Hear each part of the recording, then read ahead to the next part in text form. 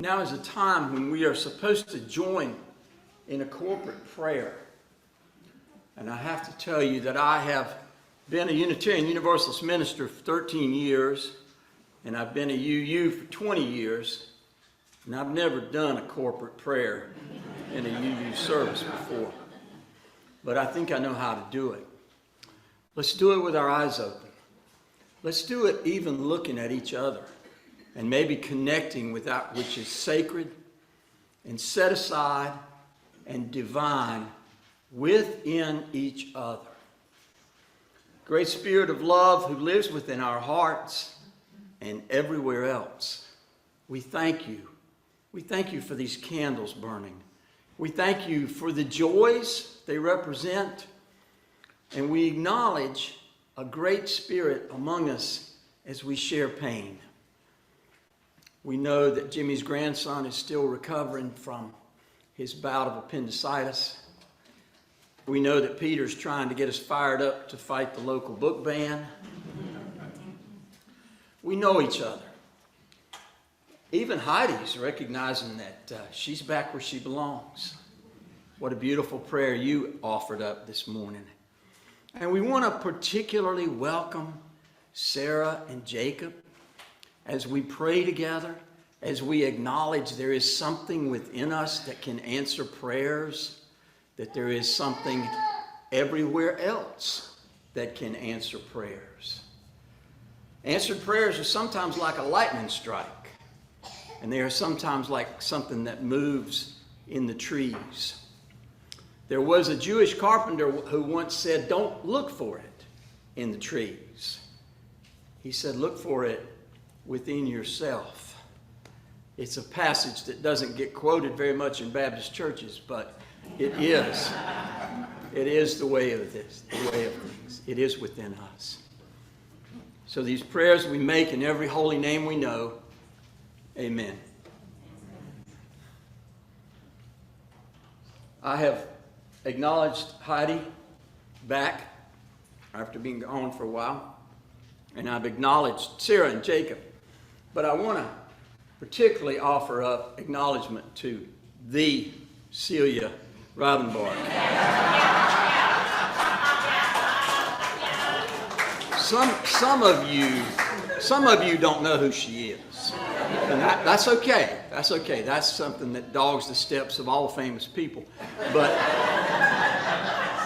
I need to tell you that her sister-in-law is my book editor, and when her sister-in-law first introduced me to Celia, I had to acknowledge that she is a renowned and powerful and hilariously funny newspaper columnist, and I'm just a newspaper columnist. And so I told her sister-in-law I hate her guts. And when she heard that, she said, "That's the sweetest thing I've heard in a long time." Celia, we're so glad you're here. Of course, we're glad everybody else is here too, just for the record. Meg Barnhouse is an icon of UU ministry. She served for many years at the Spartanburg congregation in Spartanburg, South Carolina. And then she moved to Austin, where she helped them raise $3 million to renovate their facility. So she ain't no baby. Meg and I once shared office space. And I was driving to work one day, and I was affirming oneness with the divine. Oneness with the divine. I didn't have my eyes closed. I was driving my car. And I was affirming oneness with the divine, and the back of my head came off, and my back opened up, and the light came through. The light came shining through. And I was telling Meg about it, and Meg is a therapist. Therefore, she's highly trained in detecting mental illness. And she came back to work the next day, and she said, "Pat, oneness with the divine is fine. But," she said, "if you ever get to thinking you're Jesus," and she just paused. And I said, "Meg, I can get a song out of that." And it goes like this here. If you ever get to thinking you're Jesus, you're going to need psychological care. If you ever get to thinking you're the king of the world with a crown up in your hair, Then you're gonna need a little bit of lithium and a short hospital stay. And the folks at the church say you're in for a shock when it comes the judgment day. See yourself as fantastic. We're all into self-esteem. See yourself as a child of God, a trickle in the endless stream. But if you ever get to thinking you're Jesus, you're in for a heck of a fight. Never mind how divine you feel in your heart. Never mind that you might be right. And if you ever get to thinking you're Buddha, you might keep it to yourself for a while. You can set your butt beneath a Bodhi tree. You can smile that sweet old smile. But if you tell them at the mental health clinic, I'm so sorry. If you tell them at the state sanatorium, they got a room they'll put you in. You can't see your Bodhi tree. From there they don't care how much you grin. So see yourself as fantastic. We're all into self-esteem. See yourself as a child of God, a trickle in the endless stream. But if you ever get to thinking you're Buddha, you're in for a heck of a fight. Never mind how divine you feel in your heart. Never mind that you might be right. And if you ever get to thinking you're Krishna, fighting evil, standing up for the right, kissing pretty cowgirls, got your picture on a temple, partying all through the night. Don't tell them at the mental health clinic. Don't put a curse on your shrink. Let them live with their delusions. Let them think what they will think. See yourself as fantastic. We're all into self-esteem. See yourself as a child of God, a trickle in the endless stream. But if you ever get to thinking you're Krishna, you're in for a heck of a fight. Never mind how divine you feel in your heart. Never mind that you might be right.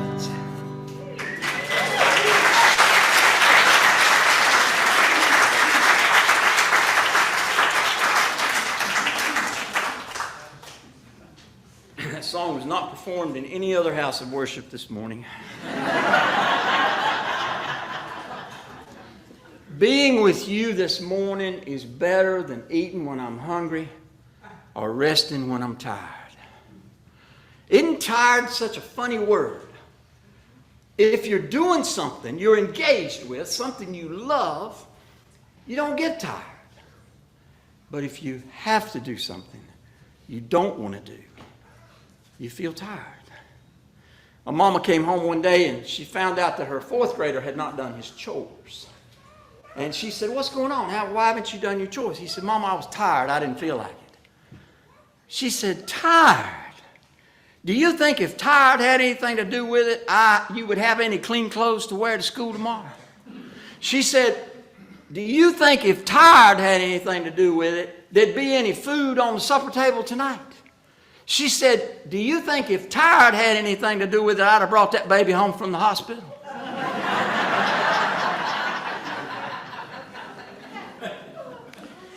Here is an image that I will never forget, although Karen Mitchell denies that it ever happened.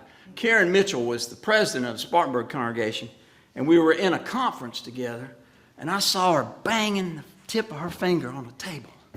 And whoever she was talking to, she said, "Social justice. Social justice, Peter. Social justice is what this is all about." Can you imagine a more inspiring, heartening moment in Unitarian Universalism? Y'all are not going to have nearly as much fun as I am for the next few minutes. But I really, really want you to get as close as possible. Unitarian Universalism is just the stuff. And when the word gets out, we're going to have to build bigger buildings and pave bigger parking lots. I'm sorry, I know that's a challenge. I know it's a challenge. We're going to have to, when people find out, we're going to have more dance parties. And we're going to have what Celia calls godless potlucks.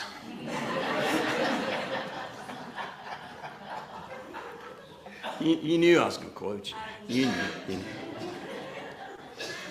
We have been to the mountaintop, and we have seen the promised land. And it looks like this gathering this morning. This is it. This is it. It's us.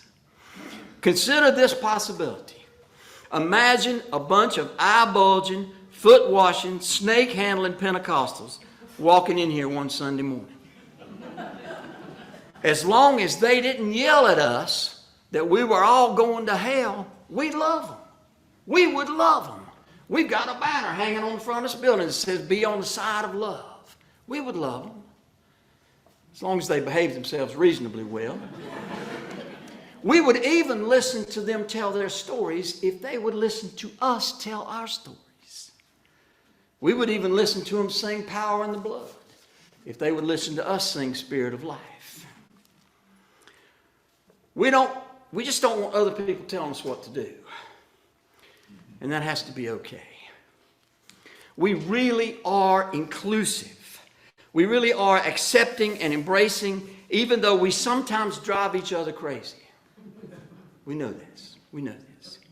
I served as the minister of the Greenville, South Carolina congregation for 8 years. In the years leading up to my coming, and during my tenure, 5 people left that 400-member congregation because they got their feelings hurt.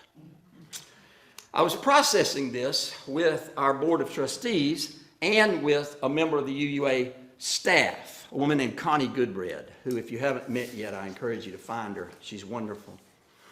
And the president of the congregation said, "I don't know about this leaving because you get your feelings hurt. That sounds kind of thin-skinned to me." And Connie said, "Kathy, if somebody tells you you're crazy, it gets hard to hang around." We need to remember that. We need to remember that. When somebody calls you crazy, it gets hard to hang around. We have to be a little bit sensitive, don't we? After all, we are all outliers, rugged individuals, and some of us are even weirdos. I was making this point to our Lake Norman congregation, and when I said that, one of our members piped up and said, "I like being a weirdo." There you go. Jimmy's, he almost said amen.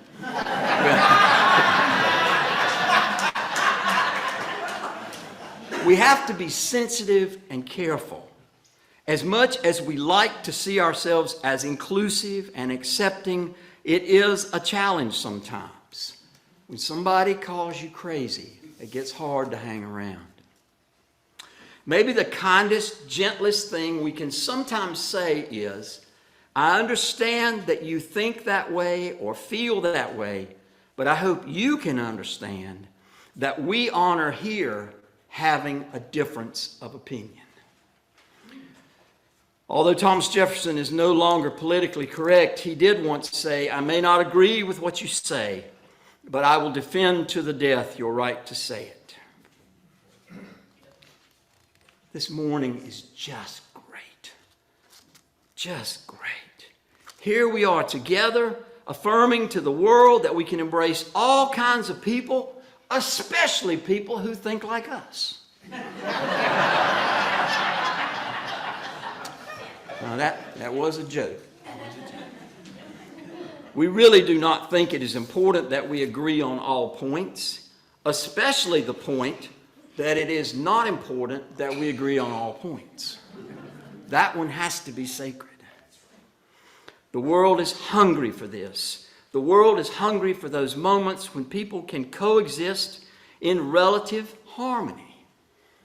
I was moving my daughter into college, and her roommate's dad walked with me across the parking lot, and it was 2004, and I saw a Carrie Edwards bumper sticker on the back of a car, and I said, "Oh, how wonderful here in rural Virginia to see a Carrie Edwards bumper sticker on the back of a car." And he said, "Well, I guess you're probably not going to help us get Ronald Reagan on Mount Rushmore." But we were able to laugh about it. We didn't fall into the parking lot wrestling. We didn't try to gouge each other's eyes out. We just got a good laugh out of it. That is how we have survived and thrived as Unitarian Universalists. That's why y'all are still here and Heidi's back. We survive because we respect each other. We even respect differences of opinion. I have a number of friends who are smarter than me. They know more stuff than I know. Some of them even look better in their clothes than I do in mine. But they are very, very rarely unkind. When I do something stupid or ignorant or forget to zip my fly when I walk out of the bathroom, they are usually kind, quietly deferential, gentle in their encouragement to me to find a better way. The exception is my wife. She usually starts breaking furniture when I do something stupid. But even that is within the confines of marital privilege. The difference between marriage and friendship is that your friends are friendly. They know how to get the toilet paper off the back of your shoe without embarrassing either of you very much.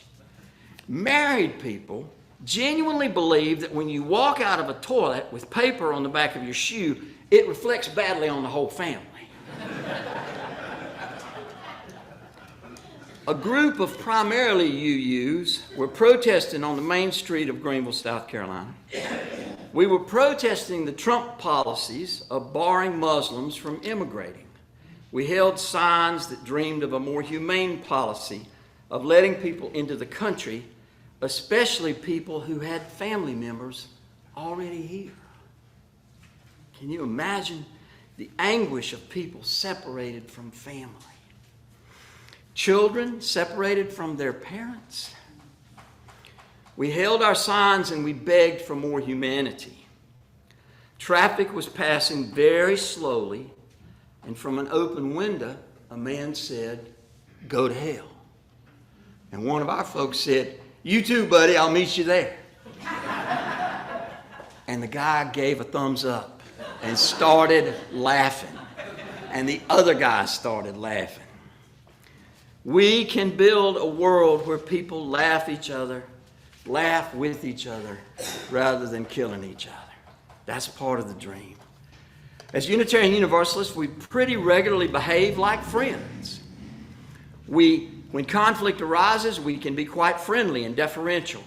We generally fall into the category of, I know you think you heard what I meant by what I said, but based on your reaction, I'm afraid you think I meant what you heard rather than what I actually said.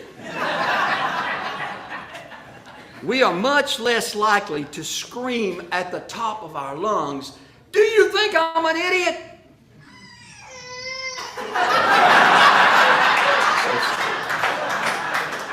So sorry. Please explain to that child that I was modeling negative behavior. It's not positive behavior. There was an episode of All in the Family where Meathead asked Archie the same question. He said, "Do you think I'm an idiot?" And Archie said, "Well, when you hear something often enough." Our strength is in our ability to come together in relative peace and relative calm and consider how best to create even more relative peace and relative calm.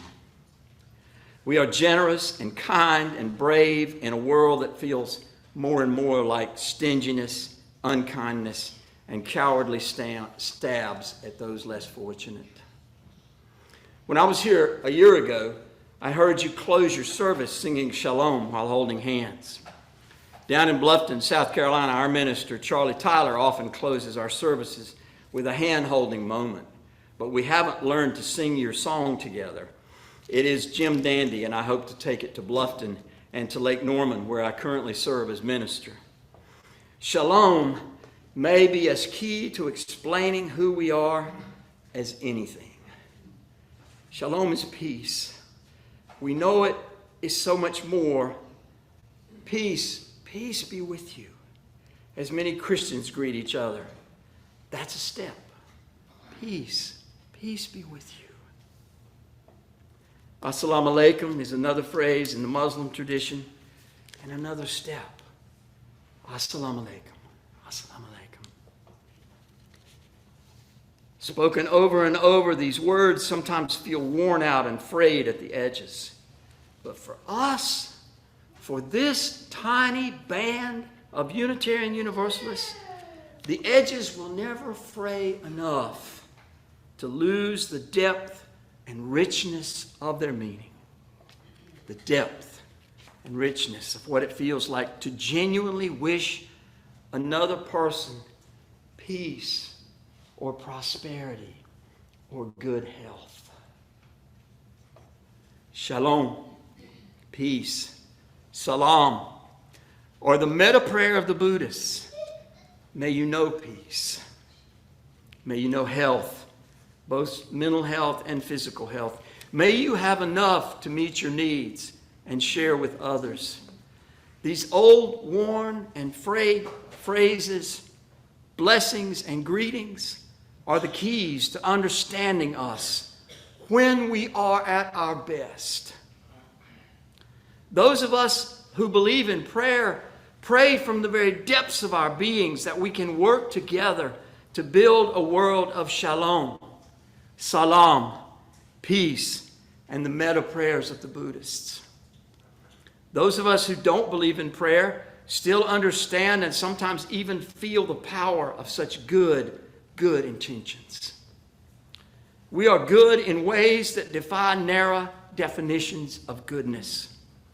We never think ourselves better than other people, except for those poor souls who think themselves better than other people. Our arms are open, our hearts are open, our dreams are open to all. You are so wonderful. My eyes filled with tears to write those words to you. I barely know you, but I love you because you are Unitarian Universalists. Please take this depth of feeling and dreaming and loving home with you as you leave this place today. Please take this depth of feeling and dreaming and loving home with you as you leave this place today and for as long as you all shall live. Salam, peace, all the best. Namaste. Shalom.